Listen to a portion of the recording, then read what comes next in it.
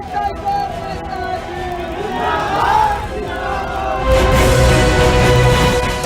दो हम गोंडा वाले हैं तो बता देंगे ये दबदबा वाले हैं।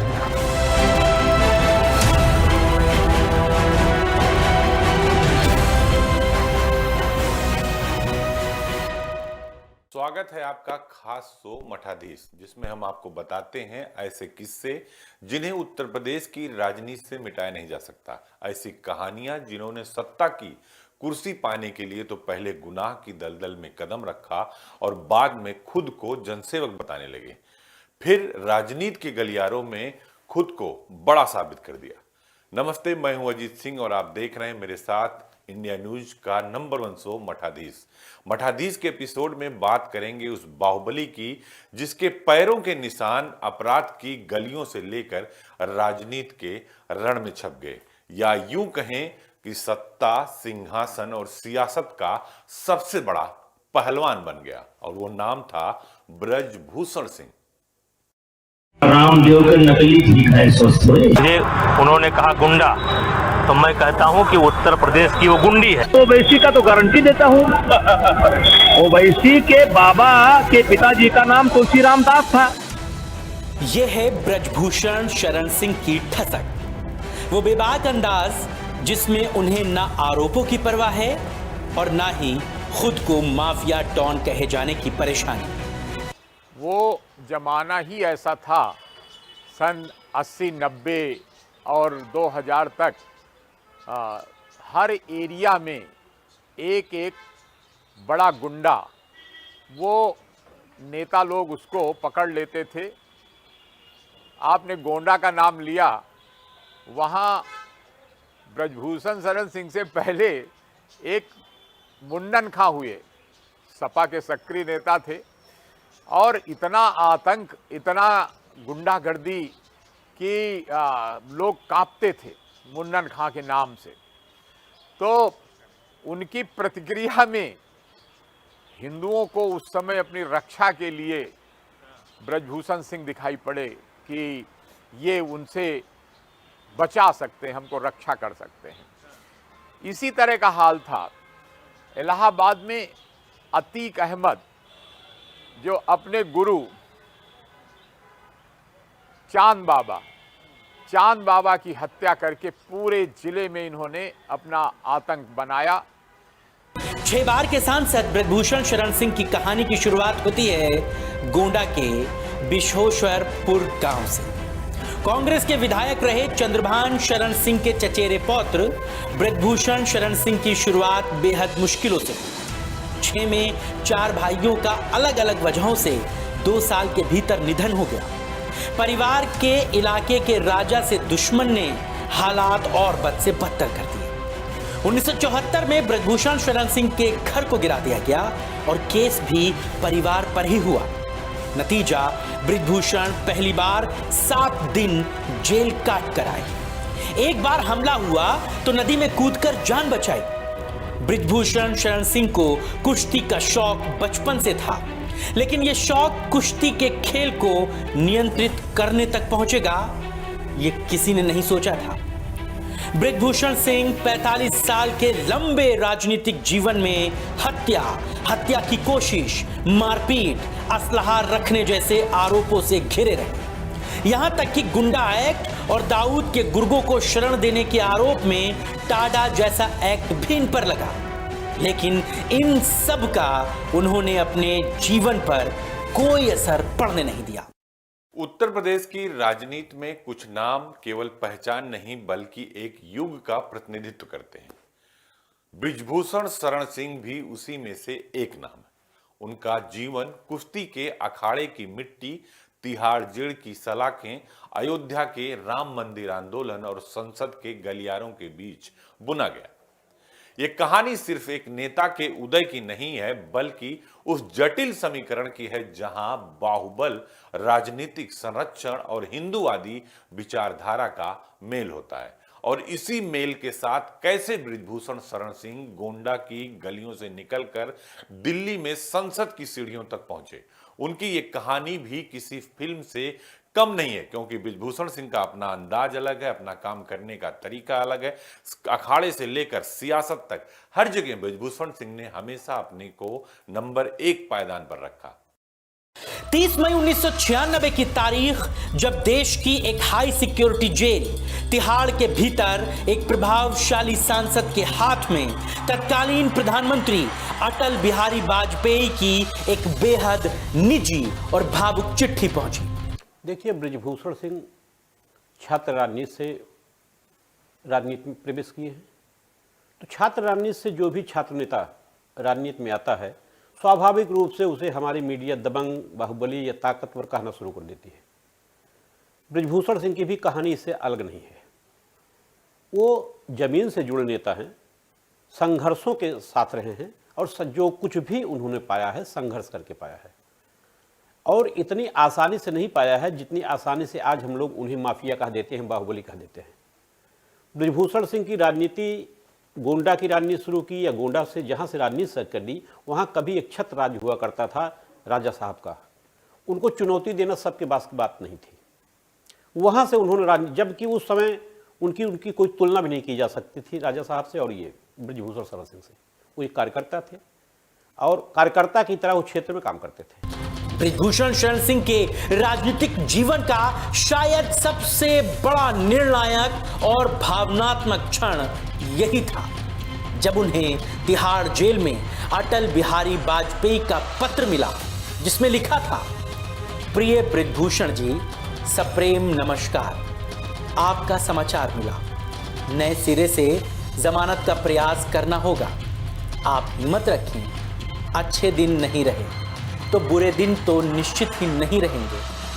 आजन्म कैद की सजा काटने वाले सावरकर जी का स्मरण करें, पढ़ें, संगीत सुनें, खुश रहें। मैं शीघ्र आऊँगा। हारिए ना हिम्मत, विसारिए ना हरि को नाम, जाहि विधि राखे राम, ताहि विधि रहिए। यह पत्र सिर्फ एक प्रधानमंत्री का संदेश नहीं था, बल्कि उस गहरे सियासी भरोसे और भावनात्मक संबल का प्रमाण था जो वाजपेयी जैसे दिग्गज नेता ने बृजभूषण शरण सिंह में देखे थे। वो नेता जो उस समय टाडा जैसे गंभीर आरोपों के तहत जेल में बंद था। उसी छात्र राजनीति के तहत ही उन्होंने राम मंदिर आंदोलन में भाग लिया। राम मंदिर आंदोलन में नहीं भाग लिया, बल्कि उस आंदोलन में उन्होंने प्रमुख भूमिका निभाई। बृजभूषण सिंह को राम मंदिर मुद्दे पर जिस तरह से जिस भूमिका, संघर्ष की भूमिका निभाई थी उन्होंने, उतना उनको श्रेय नहीं मिलता है, जबकि जितना उनको मिला है उससे कहीं ज़्यादा श्रेय पाने के हकदार हैं। कभी बाडवानी जी का नाम लीजिएगा, साध्वी तंभरा का नाम लीजिएगा, उमा भारती का नाम लीजिएगा, इन सबसे कम करके बृजभूषण के संघर्ष को आंका नहीं जा सकता। तो बृजभूषण जमीनी से जुड़े नेता हैं और जमीन से जुड़ करके आगे आए हैं। हाँ, ये सच बात है कि उन्होंने अपने कार्यकाल, अपने जीवन में संघर्ष जब किया है तो उसमें अपना प्रतिष्ठा भी बढ़ाई है, इज्जत भी बढ़ाई है, धन भी कमाया है, नाम भी कमाया है। अब हम ऐसे व्यक्ति को निश्चित रूप से हमारी मीडिया हम बाहुबली या माफिया कह ही देते हैं। हाँ, जुड़े सब रहते हैं। आदमी जब आगे बढ़ता जाता है, आप देख लीजिए, जब से उन्होंने राजनीति शुरू की है तब से वो कितनी बार सांसद रहे। उनकी पत्नी सांसद रही, उनका बेटा सांसद है, उनका बेटा विधायक है, और खुद भी आप देखिए एक प्रतिष्ठित राजनेता की तरह पूरे प्रदेश या पूरे प्रदेश में दौड़ा कर रहे हैं, पार्टी की रणनीति को आगे बढ़ा रहे हैं। साल 1996 में वाजपेयी केंद्र में मात्र 13 दिनों की सरकार चला रहे थे। ये वो दौर था जब बृजभूषण सिंह सबसे गंभीर संकट में थे। वो विवादित ढांचा गिराने के मामले में आरोपी थे और राजनीतिक षड्यंत्रों के चलते उन्हें टाडा के तहत दिल्ली की तिहाड़ जेल में शिफ्ट कर दिया गया था। साथ ही उन पर 1992 के मुंबई में जे हॉस्पिटल शूटआउट में अंडरवर्ल्ड डॉन दाऊद इब्राहिम के शूटरों के मदद करने के भी आरोप लगे थे, और ये संगीन आरोप था ऐसे समय में जब पार्टी कई सहयोगी दल किनारा कर सकते थे। तो अटल बिहारी वाजपेयी ने व्यक्तिगत रूप से हस्तक्षेप किया। उनका पत्र केवल हालचाल पूछना नहीं था, बल्कि एक मनोवैज्ञानिक संबल था, क्योंकि देश का प्रधानमंत्री बृजभूषण सिंह को जेल में रहते हुए चिट्ठी लिखी और उनका हालचाल पूछा। इस चिट्ठी ने बृजभूषण सिंह को सियासी तौर पर और भी ज्यादा ताकतवर बना दिया, क्योंकि प्रधानमंत्री की चिट्ठी अपने आप में एक बड़ी लकीर थी। पत्र के शब्द बृजभूषण सिंह को सप्रेम नमस्कार के साथ संबोधित करते हैं। और उन्हें नए सिरे से जमानत का प्रयास करने को कहते हैं। सबसे महत्वपूर्ण हिस्सा वो रहा जो प्रेरणा देता है। आजन्म कैद की सजा काटने वाले सावरकर जी का स्मरण करें, पढ़ें, संगीत सुने और खुश रहें। हारिए न हिम्मत, बिसारिए न हरि को नाम, जाही विधि राखे राम, ताही विधि रही। तो बृजभूषण पर इस तरह से आरोप लगा देना कि वो माफिया रहे हैं या उनकी नज़दीकियां रही हैं, माफियाओं से नज़दीकियां रही हैं, ये सब आरोप तो जब भी कोई आदमी बढ़ता है, आगे बढ़ता है, तो उस पर लगते ही रहते हैं। और संबंध निश्चित रूप से सबके संबंध सबसे हो जाते हैं। जब जैसे जैसे आगे बढ़ता जाता है आदमी, उसके संबंध सबसे निखरते बढ़ते जाते हैं। तो इसीलिए हम उनको हमेशा देखिए, हमारी मीडिया उनको हमेशा बाहुबली, ताकतवर, जो भी कहती है उसका नाम देती है। वाजपेयी ने बृजभूषण को वीर सावरकर से प्रेरणा लेने को कहा, जो हिंदूवादी विचारधारा के लिए आजीवन कैद की सजा काट चुके थे। ये पत्र स्पष्ट करता है कि पार्टी नेतृत्व, विशेषकर वाजपेयी, बृजभूषण सिंह को एक पीड़ित और विचारधारा के लिए लड़ रहे कार्यकर्ता के रूप में देखते थे, न केवल एक आरोपी के रूप में। ये भावनात्मक निवेश ही था जिसने भविष्य में बृजभूषण को बीजेपी के लिए जीत की गारंटी बनाने में मदद की। और ये न केवल अपने इनकी जो व्यवस्था रहती है राजनीति में, इनका जो प्रबंधन रहता है, उसके बदौलत न केवल गोंडा संसदीय सीट से, बल्कि ये समाजवादी पार्टी के टिकट पर कैसरगंज क्षेत्र से चुनाव लड़े, वहाँ से जीते। इसके बाद पुनः इन्होंने भारतीय जनता पार्टी ज्वाइन किया। इनको फिर बलरामपुर से टिकट पार्टी ने दिया, बलरामपुर से ये चुनाव जीते। 2004 का चुनाव, 9 का ये फिर जो है बलरामपुर से जीते। बाद में फिर लौट करके कैसरगंज से पार्टी ने इनको टिकट दिया और कैसरगंज से खुद ये सांसद रहे। इसके बाद 2024 का जब लोकसभा का जब चुनाव आया, तो उस चुनाव से पहले जो महिला पहलवानों का जो मामला था, वो पूरे देश भर में बहुत बड़ा मुद्दा बना। इनके ऊपर बहुत गंभीर आरोप महिलाओं ने लगाए। उसमें एक नाबालिग महिला पहलवान भी थी, हालांकि उसने अपना आरोप बाद में वापस ले लिया। तो इस आरोपों के बीच तमाम देश भर में धरना प्रदर्शन इनके विरुद्ध आयोजित किए गए। हालांकि उसका ये लगातार सांसद जी प्रतिवाद करते रहे और ये बताते रहे, यहाँ तक कि इन्होंने कहा कैमरा के समक्ष कि अगर ये आरोप पहलवानों के साबित हो जाएं तो हम फांसी पर लटकने को तैयार हैं। तो इस प्रकार से इनको फिर पार्टी ने टिकट जब नहीं दिया, तो इनके जो छोटे बेटे हैं करण भूषण सिंह, उनको पार्टी ने टिकट दिया और वर्तमान में कैसरगंज संसदीय सीट से वो सांसद निर्वाचित हुए। 1957 में अटल बिहारी वाजपेयी पहली बार यूपी के बलरामपुर से सांसद चुने गए। उसके बाद 1998, 1999 में कांग्रेस के बाहुबली नेता रिजवान जहीर ने बीजेपी उम्मीदवार को हरा दिया। बीजेपी नेताओं के मन में इस बात की टीस थी कि प्रधानमंत्री अटल बिहारी वाजपेयी की पहली सियासी सीट पर कमल नहीं खिल रहा है। आखिरकार पार्टी ने एक ऐसे नेता पर दांव लगाया जो 1999 के लोकसभा चुनाव से कुछ समय पहले ही जेल से रिहा हुआ था। बीजेपी ने यह बहुत बड़ा दांव चला था और वो नाम था बृजभूषण शरण सिंह, जो आज भी चल रहा है। बृजभूषण शरण सिंह का बाहुबली का तमगा उन्हें अचानक नहीं मिला। बृजभूषण सिंह की दबंगई की नींव उनके शुरुआती जीवन में पड़ी। वर्तमान में तो ये सांसद नहीं हैं। भारतीय जो कुश्ती संघ था उसके अध्यक्ष थे, राष्ट्रीय अध्यक्ष, उस पद पर भी नहीं हैं। तो इनके पास संगठन में या सरकार में वर्तमान में फिलहाल तो कोई जिम्मेदारी नहीं है। लेकिन ये गोंडा, बलरामपुर और कैसरगंज सीटों से मिला करके ये 6 बार सांसद चुने जा चुके हैं। एक बार इनकी पत्नी सांसद चुनी जा चुकी हैं। इनका बड़ा बेटा गोंडा विधानसभा क्षेत्र से लगातार दूसरी बार विधायक है, गोंडा विधानसभा क्षेत्र से, और छोटा बेटा वो पहली बार कैसरगंज सीट से सांसद निर्वाचित हुआ है। ये उनके शुरुआती जीवन की त्रासदियों, शारीरिक शक्ति और स्थानीय विरोध से उपजा था। बृजभूषण की जिंदगी की शुरुआत काफी मुश्किलों में थी। 4 भाइयों की मौत के बाद असुरक्षा और अनजाना डर हमेशा उनको डराता था। और फिर महज 16 साल की उम्र में पारिवारिक दुश्मनी के चलते पैतृक घर का गिरा दिया जाना उन्हें आत्मरक्षा और प्रतिशोध के लिए तैयार करने लगा था। इस घटना ने उन्हें हिला दिया, लेकिन वो टूटे नहीं। देखिए, ये कहानी ये अखबारों में छपा भी था और इसकी चर्चा भी खूब हुई थी। उनके संबंधों पर उनकी चर्चा हुई थी और उसमें वो जेल भी गए थे और फिर जेल से रह करके उन्होंने अपनी पत्नी को चुनाव लड़ाया था और पत्नी उनकी चुनाव जीती थी। बाद में कोई भी आरोप कोर्ट में या कोई भी आरोप प्रूव नहीं हुआ, सिद्ध नहीं हो सका और वो बरी हो गए और उस पे मुहर लगाई वहाँ की जनता ने। आप देखिए, जनता कोई भी बाहुबली है, कोई ताकतवर आप जैसे कहिए, कोई राजनेता कहिए, जो उस क्षेत्र की जनता के लिए जब तक अपने संघर्षों के उनके लिए संघर्ष नहीं करेगा, उनके लिए काम नहीं करेगा, तब तक क्षेत्र की जनता उसको विजयी नहीं बनाती है।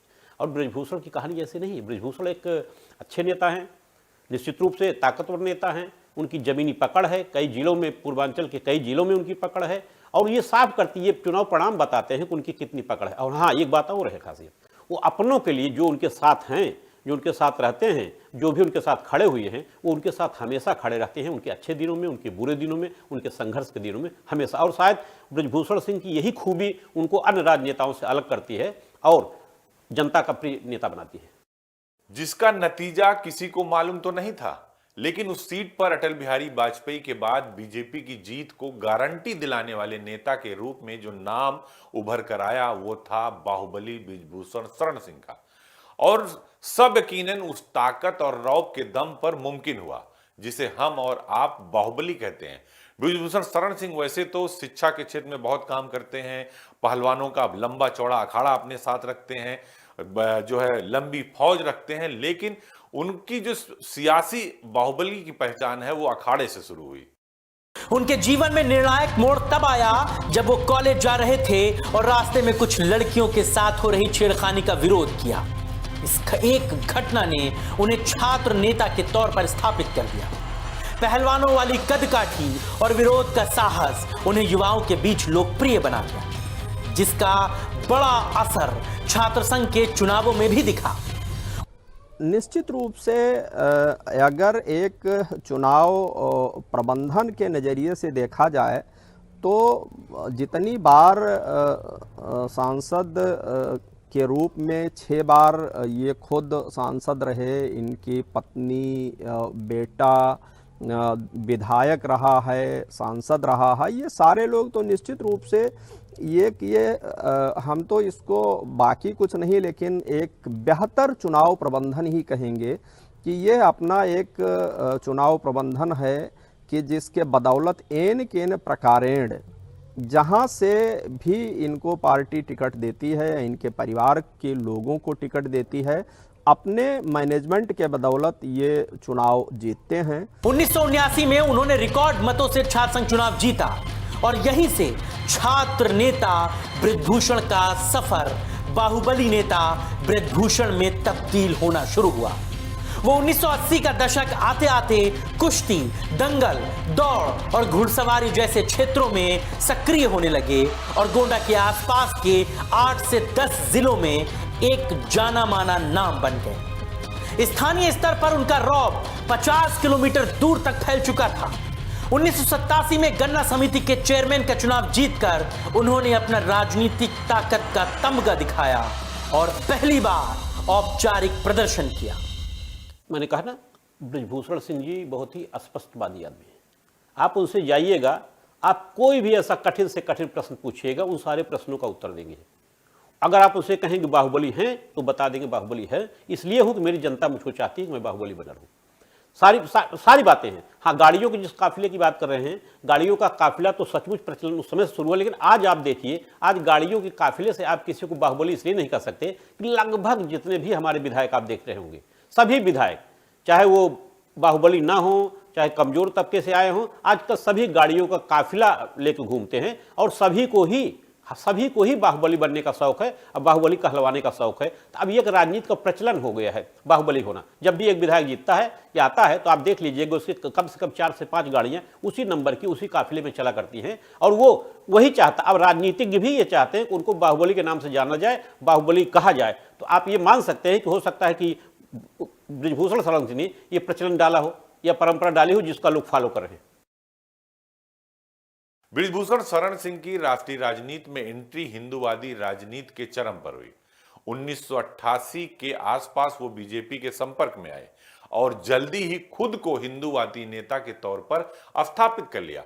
राम जन्मभूमि आंदोलन के जोर पकड़ने के साथ ही उन्होंने गोंडा और अयोध्या के साधु संतों से अपने निजी और घनिष्ठ संबंध बनाए, जिसमें महंत रामचंद्र परमहंस, महंत नित गोपाल दास जैसे प्रमुख संत शामिल थे। उन्हें लाल कृष्ण आडवाणी जैसे दिग्गज नेता की छत्रछाया मिली और जल्द ही हिंदूवादी नेता के रूप में बृजभूषण शरण सिंह ने खुद को स्थापित कर लिया। लाल कृष्ण आडवाणी की छत्रछाया में ही राम जन्मभूमि मंदिर आंदोलन उनके राजनीतिक सफर का एक निर्णायक मोड़ बना और वो गोंडा के साथ साथ अयोध्या के साधु संतों के करीबी बन गए और फिर चल पड़ा एक हिंदूवादी नेता के तौर पर उनका बड़ा सियासी सफर। जब लाल कृष्ण आडवाणी के राम रथ यात्रा को बिहार में रोका गया, उन्हें गिरफ्तार किया गया, उसी समय फैजाबाद प्रशासन ने बृजभूषण सिंह को भी 1 महीने के लिए जेल में बंद कर दिया। आडवाणी की रिहाई के बाद अयोध्या से लखनऊ तक की यात्रा में बृजभूषण उनके सारथी बनकर उनके साथ रहे। उन्होंने लाल कृष्ण आडवाणी के साथ कंधे से कंधा मिलाकर राम मंदिर आंदोलन को संभाला। राम मंदिर आंदोलन में उनकी सक्रिय और समर्पित भूमिका ने उन्हें बीजेपी के कोर वोट बैंक में एक मजबूत स्थान दिला दिया। वो जमाना ही ऐसा था कि जहां देखिए वहीं एक सबसे बड़ा गुंडा, विशेष रूप से सपा बसपा के शासनकाल में इनको बहुत बढ़ावा मिला और हर आदमी कोशिश करता था कि बड़े गुंडे से सहारा लेकर के बूथ कैप्चरिंग करके वोट छपवा लिए जाएं, यानी कि बूथ कैप्चरिंग हो जाती थी, वोट छापे जाते थे।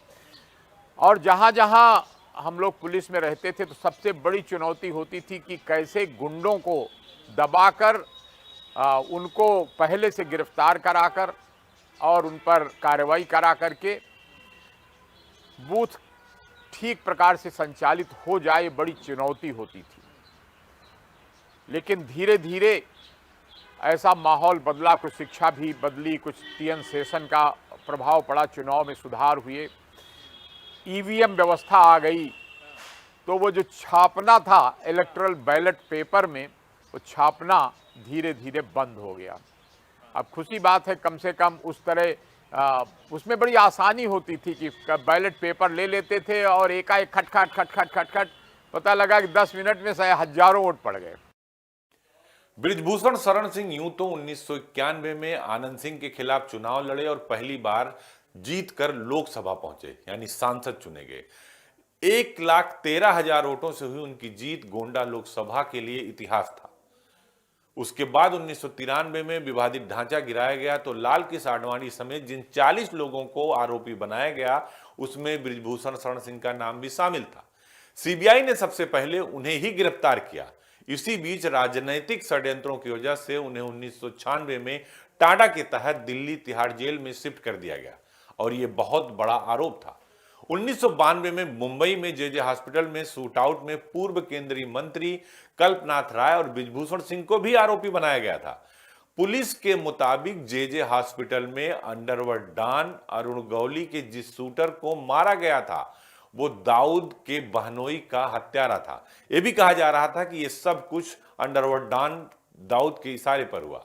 दाऊद ने ही बदला लेने के लिए डॉन सुभाष ठाकुर और ब्रिजेश सिंह को भेजा था। बृजभूषण सिंह पर यह भी आरोप था कि उन्होंने दाऊद के भेजे गए शूटर्स की मदद की। यह केस लगभग 3 दशक तक चला। 30 सितंबर 2020 को 28 साल की लंबी कानूनी लड़ाई के बाद इस संगीन आरोप से बृजभूषण सिंह को क्लीन चिट मिली और वो पूरी तरह से बरी हो गए।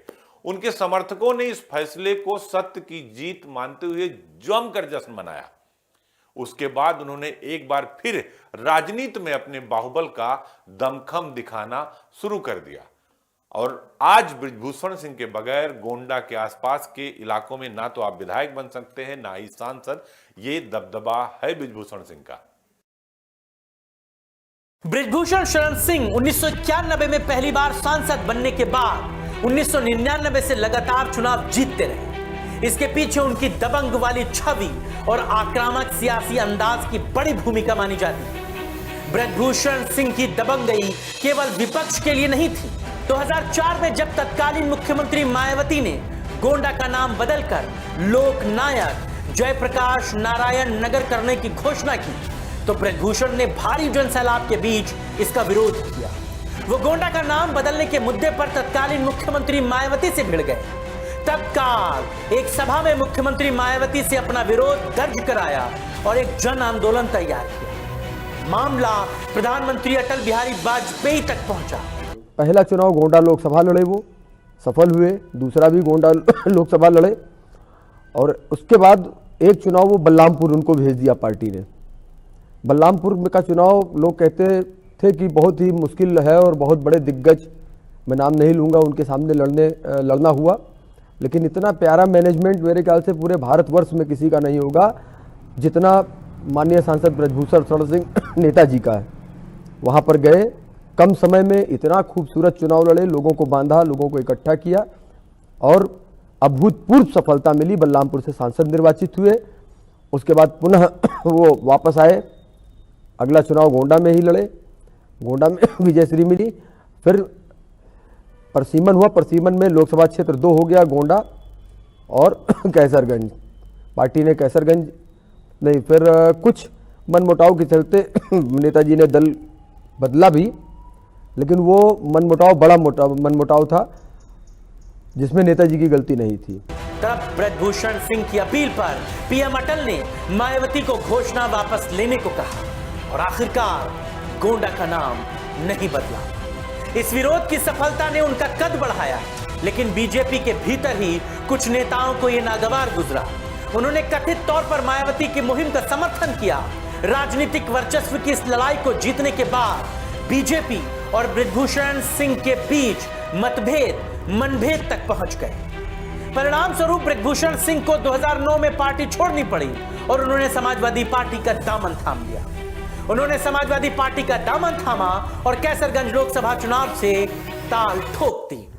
कैसरगंज से वो 63,000 वोटों के अंतर से जीते। पार्टी भले बदल गई हो, लेकिन बृजभूषण सिंह के सियासी कद और उनके बाहुबल पर कोई असर नहीं पड़ा। वो 63,000 वोट से जीतकर संसद पहुंचे, लेकिन समाजवादी पार्टी के साथ उनके वैचारिक मतभेद खुलकर सामने आने लगे। लिहाजा 2014 के लोकसभा चुनाव में करीब 6 महीने पहले मुलायम और अखिलेश यादव का साथ उन्होंने छोड़ दिया और दोबारा वो बीजेपी में शामिल हो गए और उन्होंने इस बार पिछली बार से भी ज्यादा लगभग 73,000 वोटों के भारी अंतर से जीत हासिल। बताया तो आपको कि एक प्रतिक्रिया में बताया ना आपको कि मुन्नन खां बहुत बड़े गुंडे हुआ करते थे, तो उनकी प्रतिक्रिया में हिंदुओं को उस समय एक रक्षक नजर आया कि जो गुंडा पूरे एरिया में दबदबा कायम किए हुए उससे बचाने वाला कोई पैदा हो गया है। तो इस प्रकार से बृजभूषण सिंह का गोंडा की राजनीति में उदय हुआ था। बृजभूषण शरण सिंह का बाहुबली बनने का सफर कई तरह के गंभीर आरोपों और तमाम तरह के विवादित मामलों से होकर गुजरता है। उन पर आईपीसी की 4 गंभीर और 7 गंभीर धाराओं में केस दर्ज किए गए। हालांकि सजा किसी भी मामले में बृजभूषण सिंह को नहीं हुई। 1991 से 2019 तक उन्होंने 6 बार लोकसभा का चुनाव जीता और जीत हासिल कर दिल्ली के संसद में पहुंचे। वहीं सियासत में दबंग छवि के अलावा भी उनका एक अंदाज है जिसकी वजह से वो कई बार सुर्खियों में रहे। उन्हें लेखन, गायन और साहित्य से विशेष लगाव है। वो अपने भाषण में अक्सर गीत और कविताएं भी सुनाते हैं। बृजभूषण शरण सिंह की शख्सियत केवल राजनेता या बाहुबली तक सीमित नहीं है। गोंडा हो, बलरामपुर हो, आसपास के जिले हो, बृजभूषण शरण सिंह के कई दर्जन इंटर कॉलेज हैं, डीम्ड यूनिवर्सिटी हैं और कई शिक्षण संस्थान और पहलवानों का एक लंबा चौड़ा अखाड़ा है जहां रोज वो दंड बैठक मारते हैं। और इसी वजह से शायद बृजभूषण सिंह को पहलवानी में बहुत शौक है और पूरे देश में कुश्ती संघ के वो फेडरेशन के अध्यक्ष भी रहे। कई सारे आरोप भी लगे, लेकिन हर आरोप को बृजभूषण सिंह ने हमेशा गलत साबित कर दिया और खुद सच के चेहरे के साथ सामने निकल कर आ गए। ब्रजभूषण शरण सिंह की कहानी पहलवानी के अखाड़े से शुरू होकर देश की सबसे बड़ी पंचायत संसद तक पहुंची। उनका जीवन विरोधाभासों से भरा है। एक और साहित्य और शिक्षा के प्रति प्रेम, तो दूसरी ओर बाहुबली की छवि और गंभीर आरोप। उनमें से एक विवाद है भारतीय कुश्ती महासंघ का। यह विवाद जनवरी 2023 में शुरू हुआ, जब भारत के कई शीर्ष पहलवानों, जिनमें ओलंपिक पदक विजेता साक्षी मलिक, बजरंग पूनिया और विश्व चैंपियनशिप पदक विजेता विनेश फोगाट शामिल थे, उन्होंने ब्रजभूषण शरण सिंह के खिलाफ मोर्चा खोल दिया। पहलवानों ने दिल्ली के जंतर मंतर पर कई दिनों तक धरना दिया। महिला पहलवानों का यौन उत्पीड़न और शोषण जैसे कई गंभीर आरोप ब्रजभूषण पर लग रहे थे। पहलवान कह रहे थे कि ब्रजभूषण शरण सिंह ने कुश्ती संघ के अध्यक्ष पद पर रहते हुए अपने पद का दुरुपयोग किया। दिल्ली पुलिस ने ब्रजभूषण शरण सिंह के खिलाफ चार्जशीट दायर की। मई 2024 में दिल्ली के राउज एवेन्यू कोर्ट ने ब्रजभूषण सिंह पर औपचारिक रूप से आरोप तय कर दिए और लगातार बने रहे, लेकिन हरियाणा को यह हजम नहीं हो रहा था और कुछ कंट्रोवर्सी और बड़े लोगों से भी हुई। नाम लेना मैं उचित नहीं समझता हूं। तो उन्होंने षड्यंत्र के तहत उन पर एक बहुत गंभीर एलिगेशन फ्रेम कराया, जो आप लोग जानते हैं पूरे देश में चला। लेकिन उनका साहस, उनकी हिम्मत और उनका संघर्ष, उनका नेचर, वो अपने स्वभाव से ही गलत के खिलाफ शुरू से लड़ते रहे। उन्होंने इसका भी सामना किया और जो उन्होंने आप लोगों के समक्ष पहले दिन कहा था कि अगर रिंच मात्र भी गलत साबित होगा तो फांसी लटक जाऊंगा, 2 वर्ष, सवा 2 वर्ष बाद वही चीज़ें सामने आई। एक रिंच मात्र भी उनको गलत नहीं साबित कर सके लोग। ये षड्यंत्रकारी। अलग बात है कि नेताजी का नाम जपते जपते विधायक हो गए उनमें एक, और बाकी आप देख ही रहे हैं। वो कहते हैं कि शिक्षित समाज उनका सपना है। हालांकि विरोधी उन्हें शिक्षा माफिया कहकर आलोचना करते हैं और आरोप लगाते हैं कि उन्होंने शिक्षा के क्षेत्र में एक छत्र राज स्थापित कर लिया। उनके शिक्षण संस्थानों का नेटवर्क उनके राजनैतिक दबदबे को भी मजबूत करता है, क्योंकि सबसे ज्यादा यूथ ब्रजभूषण शरण सिंह के कॉलेज में पढ़ते हैं और ये उनके दबदबे को मजबूत करने का एक माध्यम है। इसी तरह ब्रजभूषण शरण सिंह के अर्थतंत्र का एक अहम हिस्सा रियल एस्टेट यानी जमीनों पर कई सारे तरह के आरोप भी ब्रजभूषण सिंह पर लगता रहा है। कई वरिष्ठ पत्रकार और अफसर ये बताते हैं कि जब पहली बार वो चुनाव जीते, इसके बाद उन्होंने नंदिनी नगर कॉलेज बनाया और उसके बाद से ये सिलसिला लगातार चल पड़ा और कभी रुका नहीं। एक के बाद एक कॉलेज, स्कूल और सियासी ताकत ब्रजभूषण सिंह की बढ़ती रही और एक बड़े बाहुबली नेता के तौर पर, एक बड़े सियासी पहलवान के तौर पर वो स्थापित हो गए। कोर्ट ने आईपीसी की धारा 354 और 354A के तहत आरोप तय किए, जिसका मतलब है कि अदालत को उनके खिलाफ ट्रायल शुरू करने के लिए पर्याप्त सबूत मिले। वहीं नाबालिग पहलवान की तरफ से लगाए गए आरोपों से संबंधित एक अलग मामला पॉक्सो एक्ट के तहत दर्ज हुआ। हालांकि नाबालिग पहलवान ने बाद में अपने आरोप वापस ले लिए। इसके बाद पुलिस ने अदालत में क्लोजर रिपोर्ट दायर की, जिसमें मई 2025 में कोर्ट ने स्वीकार कर लिया कि इस मामले को बंद कर दिया गया। हालांकि ब्रजभूषण शरण सिंह ने हमेशा इन सभी आरोपों का इनकार किया। मुख्यतः बताया तो आपको उस समय के दशक में राजनीतिक संरक्षण जो इनको मिला, तो उसकी वजह से वो एक कहावत चल गई थी कि कल तक पुलिस पीछे पीछे घूमती थी कि उनको दौड़ाती थी और बाद में उनकी सुरक्षा करने के लिए गनर और शैडो बन करके उनके पीछे चलने लगी। धीरे धीरे वो उन लोगों को लगा कि अब हम लोगों की वजह से जब नेता चुनाव जीतते हैं तो हम ही क्यों ना चुनाव जीतने लगे। तो तमाम आपराधिक इतिहास वाले लोग मंत्री बन गए। तमाम आपराधिक इतिहास वाले लोग बड़े बड़े महत्वपूर्ण राजनीतिक पदों पर पहुंच गए थे। लेकिन अब उसी क्रम में जब भारतीय जनता पार्टी ने ये नीति चलाई कि नहीं, पार्टी विद डिफरेंस, कि हम ऐसे अपराधियों को अपने साथ नहीं लेंगे और अलग तरह की राजनीति करेंगे, तो समाज के लोगों ने ज़्यादातर स्वागत किया। और उसके बाद धीरे धीरे बाहुबलियों का दबदबा कम हो गया। और फिर आप देखिए कि योगी जी का समय आया कि जब उन्होंने कहा कि जीरो टॉलरेंस, आपको नारा सुना होगा आपने कि ना गुंडा राज ना भ्रष्टाचार। अब की बार भाजपा सरकार सन 17 में जब नारा आया तो स्थितियां बदलने लगी, इनकाउंटर होने लगे, हाफ इनकाउंटर होने लगे और अपराधियों की वो सुना होगा आपने कि वो तख्ती टांग के सरेंडर करने लगे थानों में कि हमको गोली मत मारो, अब हम जुर्म नहीं करेंगे। विवादों के चलते ब्रजभूषण शरण सिंह को WFI अध्यक्ष पद छोड़ना पड़ा, लेकिन कुश्ती संघ में उनका दबदबा बरकरार रहा। दिसंबर 2023 में हुए FWI चुनाव में उनके करीबी संजय सिंह अध्यक्ष चुने गए। उन्होंने अपने प्रतिद्वंदी अनीता श्योरण को चुनाव हरा दिया। संजय सिंह को भारतीय कुश्ती महासंघ के पूर्व अध्यक्ष, बीजेपी सांसद ब्रजभूषण शरण सिंह का पूरा सपोर्ट था, उनका करीबी माना जाता है।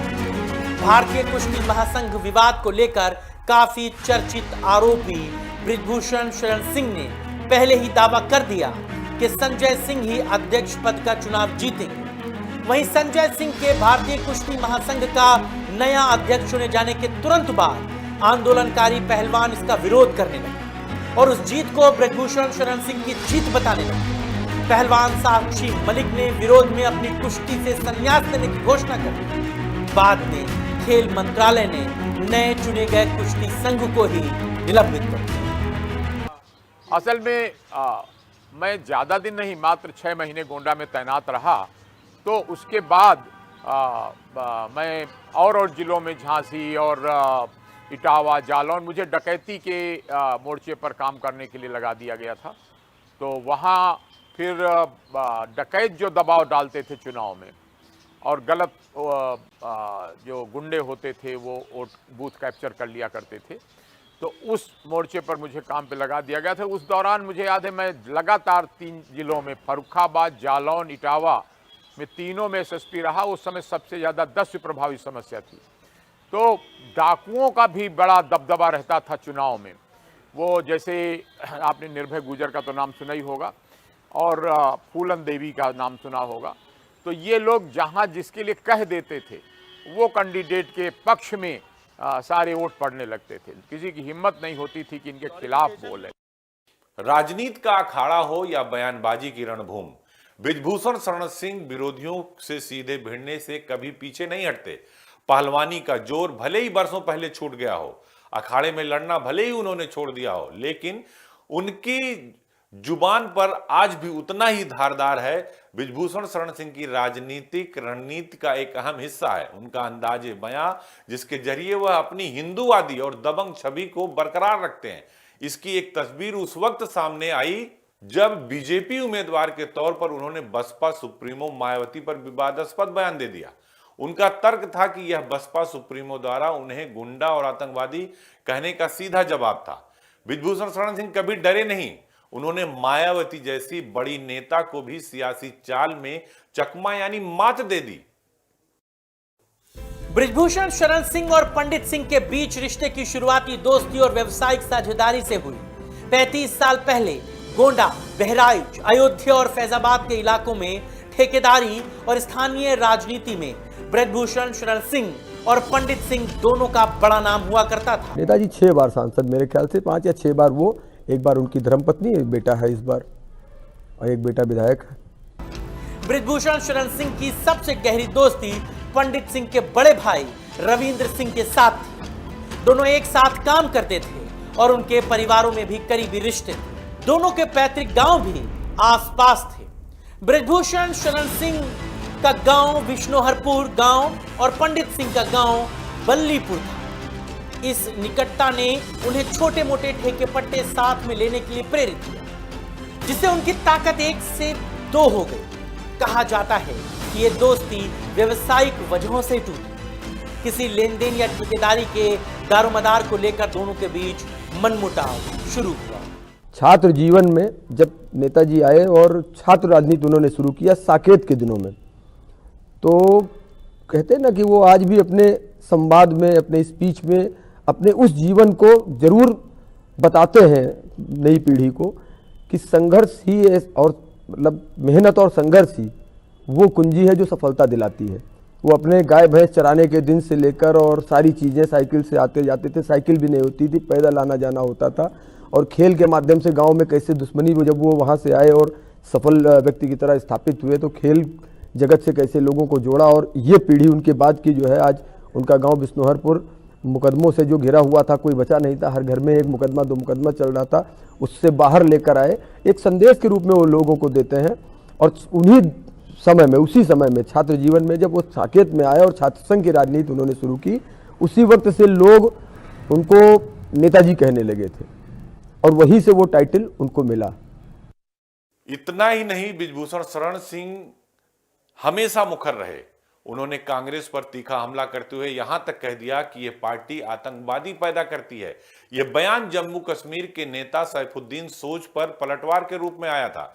इसके अलावा ओवैसी हो, आजम खान जैसे विपक्ष के नेताओं पर भी बृजभूषण सिंह लगातार तीखे बयान देते रहे हैं, जो उन्हें सुर्खियों में बनाए रखता है। विरोधी भले ही उन्हें शिक्षा माफिया कहें, बाहुबली कहें, दबंग कहें, या ये कहें कि दबंगई के दम पर चुनाव जीतने वाले बाहुबली है बृजभूषण सिंह, लेकिन अक्सर बृजभूषण शरण सिंह अपने बयानों से अपनी इस छवि को और मजबूत करते रहे हैं। और इस छवि को बनाए रखने के लिए कई ऐसे किस्से भी हुए जो हर किसी की जुबान पर हमेशा चर्चा का विषय बने। और उसी में से एक किस्सा है गोंडा के ही पंडित सिंह और बृजभूषण शरण सिंह की दोस्ती और दुश्मनी का। पंडित सिंह के बड़े भाई रविंद्र सिंह की मौत के बाद यह दरार और गहरी हो गई। उनके बीच का लेन देन पूरी तरह बंद हो गया और दूरियां बढ़ गई। धीरे धीरे यह मनमुटाव विरोध में बदला और फिर 90 के दशक में दोनों नेता एक दूसरे के जानी दुश्मन बने। 1990 के दशक में बृजभूषण सिंह और पंडित सिंह की अदावत, राजनीतिक और व्यक्तिगत दुश्मनी चरम पर पहुंच गई। उस समय मुझे याद है कि उनका इंटरव्यू लेने के लिए तमाम लोग बड़े व्याकुल रहते थे और जो बाहुबली होते थे उनका जेलों में जाकर के कई जो बड़े जुझारू पत्रकार होते थे और उनकी बहादुरी समझी जाती थी कि जेलों में जाकर के भी उनका इंटरव्यू लेते थे। और उस समय की परिस्थितियां भिन्न थीं। तरह तरह का पुलिस का उतना प्रभाव दबाव नहीं हो पाता था। कारण ये थे कि जंगल बहुत थे, सड़कें नहीं थीं, कम थीं। खास तौर से जो ये इलाका था बांदा चित्रकूट से लेकर के पूरा आगरा तक, इस इलाके में जालौन हुआ या इटावा हुआ, यहाँ सड़कें बहुत कम थीं और नदियाँ थीं, तो उसके उस पार जंगलों में डाकू बहुत शरण लेते थे। और बाकी जगह पर भी कुछ ऐसा माहौल हुआ था कि हर जिले का जो छटा हुआ गुंडा होता था, तो उस समय नेताजी मुलायम सिंह ने एक बयान दे दिया था कि हम इनको सुधार रहे हैं। तो सुधारने के नाम पर अपराधियों को करीब राजनीति में लाकर उनकी मदद लेकर चुनाव जीतने का एक सिलसिला चल पड़ा था। 1991 में बृजभूषण शरण सिंह पहली बार गोंडा से सांसद बने। उनकी अदावत 1991 से 1993 में गोंडा के डुमरियागंज इलाके में बड़ी मीटिंग के एक मामले में पहुंच गई। माना जाता है कि इस मीटिंग में कुछ लोगों ने बृजभूषण शरण सिंह के साथ अभद्रता की, जिसके बारे में कहा गया कि वो पंडित सिंह के लोग। इसी घटनाक्रम से जुड़ा एक बड़ा कांड था बल्लीपुर गोली का, जहां पंडित सिंह को गोली मारी गई। इस मामले में बृजभूषण शरण सिंह और दूसरे लोगों को आरोपी बनाया गया। यह मामला लंबे समय तक चलता रहा और 29 साल बाद दिसंबर 2022 में बृजभूषण शरण सिंह को इस मामले से बरी किया। उन्होंने साबित किया है कि कोई भी काम ऐसा जगत में नहीं है जो असंभव है। अगर आप में लगन है, जज्बा है, संघर्ष करने की क्षमता है, तो आप हर उस सपने को अपने पूरा कर सकते हैं जो आदमी कल्पना नहीं कर सकता। गर्दा तो वो उन लोगों का उड़ा रहे हैं, समाज में जो पिशाच है उनका गर्दा उड़ रहा है। जो काम नहीं करना चाहते हैं, सिर्फ फ्री का वोट पार्टी के नाम पर लेते हैं, गर्दा उनका उड़ रहा है।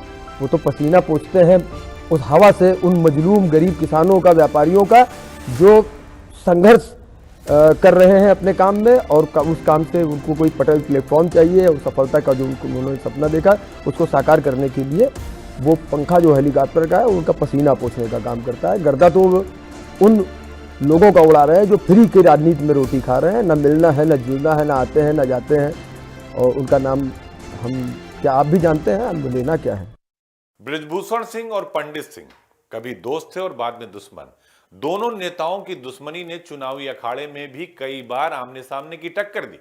बृजभूषण शरण सिंह मजबूत बीजेपी के हिंदूवादी चेहरे बन गए, जबकि पंडित सिंह समाजवादी पार्टी के बाहुबली नेता के तौर पर सक्रिय रहे। 2014 की मोदी लहर में ब्रजभूषण शरण सिंह बीजेपी के टिकट पर कैसरगंज से चुनाव लड़ रहे थे, जबकि पंडित सिंह उन्हीं के खिलाफ सपा के टिकट पर मैदान में थे। यह मुकाबला उनकी निजी अदावत की सीधी चुनावी जंग थी। शुरुआती काउंटिंग में पंडित सिंह ने बढ़त बनाई, लेकिन आखिर में ब्रजभूषण सिंह विजयी हुए। लेकिन कहते हैं यह अदावत की यह कहानी बहुत ही अप्रत्याशित और भावनात्मक मोड़ पर खत्म हुई, जिसने पूरे क्षेत्र को चौंका दिया। वजह यह कि जब पंडित सिंह की डेथ हुई, पंडित सिंह इस दुनिया में नहीं रहे, तो ये जो दोस्ती थी फिर दुश्मनी हुई और बाद में फिर ये दोस्ती के तौर पर नजर आई।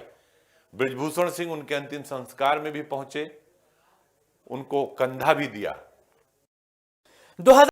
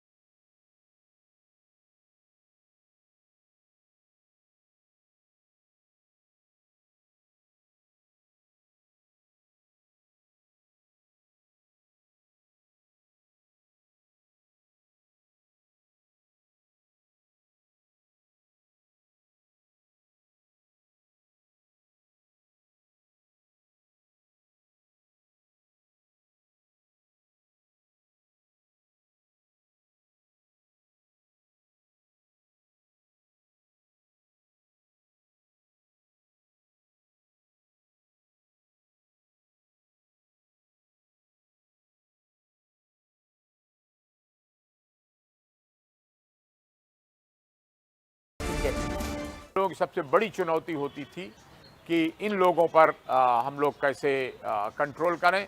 उनके जितने शरणदाता थे उनको गिरफ्तार करते थे, पकड़ते थे, और वो स्वयं जंगलों में छिपे रहते थे, मिलते नहीं थे। ये बड़ी भारी समस्या होती थी। बहुत दबाव पड़ता तो मध्य प्रदेश की तरफ भाग जाते थे। लेकिन अब धन्यवाद दीजिए कि उस समय की तुलना में अब आज माहौल बहुत बेहतर है और इसमें पुलिस के तमाम लोगों की जान गई, तमाम शासन के रिसोर्सेज लगे, और अब हम उम्मीद कर रहे हैं कि बेहतर चुनाव व्यवस्था, शांतिपूर्ण चुनाव व्यवस्था अब होती है। ब्रजभूषण शरण सिंह का राजनीतिक सफर भारतीय लोकतंत्र की जटिलताओं का आईना है, जो जिलेबी की तरह उलझा हुआ है। एक छात्र नेता जो पारिवारिक दुश्मनी से प्रेरित होकर बाहुबली बन गया, जिसे प्रधानमंत्री अटल बिहारी वाजपेयी का भावनात्मक संरक्षण मिला और जिसने राम मंदिर आंदोलन में आडवाणी के सारथी की भूमिका निभाई। उन पर संगीन आरोप लगे, उन्हें जेल जाना पड़ा, उन पर टाडा लगाया गया, उन्होंने पार्टियां बदली, लेकिन हर बार उनकी राजनीतिक रसूख बढ़ती गई। उनकी पत्नी सांसद बनी यानी केतकी सिंह, उनका बेटा प्रतीक भूषण विधायक बना, उनका बेटा करण भूषण सांसद बना। यह स्पष्ट है कि ब्रजभूषण शरण सिंह उत्तर प्रदेश के उस वर्ग का प्रतिनिधित्व करते हैं जो बाहुबल की ताकत को मानता है और जो हिंदुत्व की राजनीति में अपनी जड़ें मजबूत किए हुए है। तमाम विवादों और आरोपों के बावजूद वो चुनाव जीतते रहना एक बड़ी बात है और यह साबित करता है कि ब्रजभूषण शरण सिंह आज भी उत्तर भारतीय राजनीति में सिर्फ एक नेता नहीं बल्कि एक अजय विवादित बाहुबली के तौर पर भी अपनी पहचान बनाने में सफल रहे हैं, या ये कह सकते हैं कि अपनी पहचान बनाए हुए हैं। वो चाहे खिलाड़ियों का आरोप हो, कुश्ती संघ का आरोप हो, गोवा में सरकार बनाने की बात हो, ब्रजभूषण सिंह का रोल हमेशा भारतीय जनता पार्टी के साथ एक बड़े ताकतवर बाहुबली और सियासी नेता के तौर पर होता रहा है। चाहे वो देश के गृह मंत्री के साथ का हो, चाहे उत्तर प्रदेश की बात हो, हर जगह ब्रजभूषण सिंह ने अपनी ताकत का लोहा मनवाया है। इसीलिए मैंने कहा सत्ता संग्राम और सियासी अखाड़े का सबसे बड़ा पहलवान अगर कोई है तो वो उत्तर प्रदेश की राजनीति में ब्रजभूषण शरण सिंह है।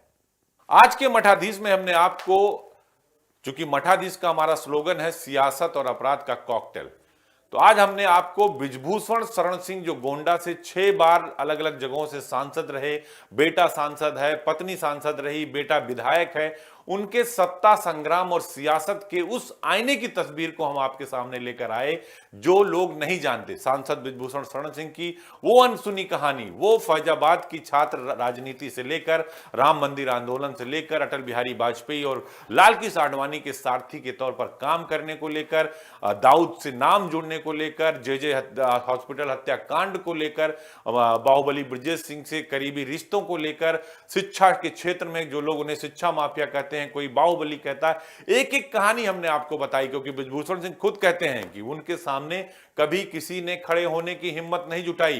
गोवा में सरकार बनानी हो तो भी बृजभूषण सिंह आगे, अखाड़े में अगर पहलवान जिताने हो तो भी बृजभूषण सिंह आगे, अगर गोंडा के आसपास के इलाके में कहीं आपको चुनाव लड़ना और जीतना है तो बगैर बृजभूषण सिंह के आप जीत नहीं सकते। इसीलिए मैं कहता हूं सियासत, सत्ता और संग्राम का सबसे बड़ा अगर कोई बाहुबली है तो वो है बृजभूषण शरण सिंह। नमस्ते, आज के शो में सिर्फ इतना ही। अगले शो में फिर हम किसी मठाधीश की कहानी लेकर आएंगे और वो अनसुनी कहानी हम आपको इंडिया न्यूज के पर्दे पर रूबरू कराएंगे। नमस्ते।